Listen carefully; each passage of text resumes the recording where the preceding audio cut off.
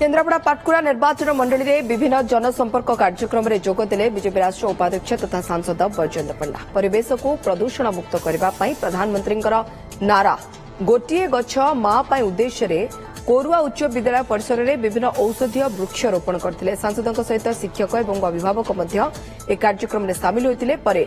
स्थानीय एक मेडिकल को जाई बीजेपी वरिष्ठ नेतृत्व और कर्मकर्ता सहित मिसी मेडिकल परिसर प्लास्टिक पॉलिथिन अलिया आवर्जना सफा करते।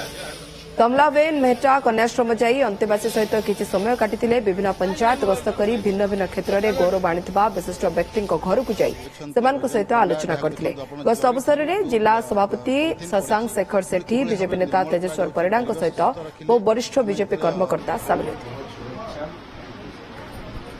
प्रति उपलक्षे मान्यवर आमर राष्ट्रीय उपाध्यक्ष मान्यवर जनप्रिय सांसद श्रीयुक्त बैजयंत पंडा प्रति विधानसभा ग्रस्त करी प्रमुख व्यक्ति मानक भेटुचंती। प्रमुख व्यक्ति मानक पाखरे सरकार सफलतार कौन वार्ता अच्छी से विषय संवाद करुचंती। समाज सबु वर्ग को वर्ग पाखरे आम सरकार को लेकिन कौन मन भीतर भावना अच्छी मतामत नवा संवर्धित करवा से वास्तव में से मानक जोगी ही देश निर्माण में आगू बढ़ी ए प्रकार वार्ता देवाई आम सहित भेटा योजना कर मत फिलिंग होेतु जड़े एमपी आगुरी एमपी आम देखा पाऊनलु जहाँ सी आम पाख आसुंच भल मंद बुझुंट आउ सब बेस खुशी लगे।